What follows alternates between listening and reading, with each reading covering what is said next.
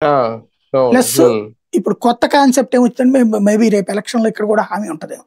ఆ! ఇప్పటిదాకా బియ్యం రూపాయికి ఇస్తామా, రూ. 2కి ఇస్తామా, రూ. 5కి ఇస్తామా. ఒకప్పుడు రూ. 2 కిలో బియ్యం, ఆ తర్వాత రూ. 5 కిలో బియ్యం, 7.5 కిలో బియ్యం అయ్యి, ఆ తర్వాత మళ్ళీ రాజశేఖర్ రెడ్డి వచ్చి రూ. 2 కిలో బియ్యానికి తీసుకొస్తే, కిరణ్ కుమార్ రెడ్డి రూ. 1 కిలో బియ్యానికి తీసుకొస్తే, ఇప్పుడు ఫ్రీ ఇస్తున్నాడు. అక్కడ ఇప్పటికి దేశవ్యాప్తంగా బియ్యం ఫ్రీ ఇస్తున్నాడు మోడీ. కానీ ఇప్పుడు బీహార్‌లో ఏమన్నారు? రేషన్ ఫ్రీ అని ఇచ్చింది హామీ వీళ్ళు. ప్రతి ఒక్కళ్ళకి ఇల్లు, రేషన్ ఫ్రీ. రేషన్ ఫ్రీ అంటే ఏంటి? పప్పు, ఉప్పు అన్నీ ఫ్రీగా ఇస్తారన్నమాట. మేబీ రేపు మన ఎలక్షన్‌లో కూడా అట్లాంటిది రావచ్చేమో. అదే అంతే.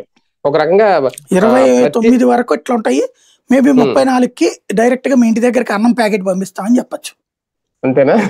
పార్సల్ వచ్చేద్దామో. అంతే, అది వాటర్ బాటిల్ ఒకటి పార్సిల్ పంపిస్తారన్నమాట. గొడవ ఉండదు, ఇంకా తినేసి హ్యాపీగా ఉండదు. ఏ పనికి వెళ్ళరు ఇంకా జనాలు అప్పుడు.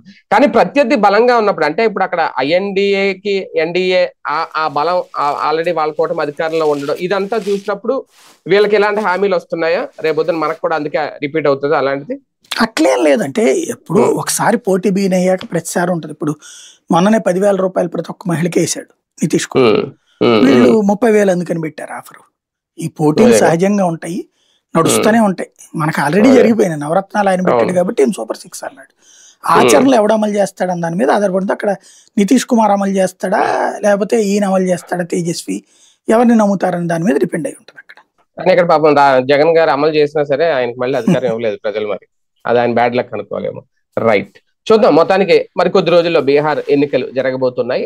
పోటాపోటీ హామీలు అయితే ఇచ్చుకుంటూ వెళ్తున్నారు. కాకపోతే ఎన్డీఏ అయితే ధీమా వ్యక్తం చేస్తుంది, మళ్ళీ తామే అధికారంలోకి వస్తాము అనేది. ఇంకా ఏం జరుగుద్ది అనేది 14వ తేదీన వచ్చే ఫలితాల మీద ఆధారపడి ఉంటుంది. అలాగే మోందా తుఫాన్ ఎఫెక్ట్ అయితే దాదాపుగా తగ్గి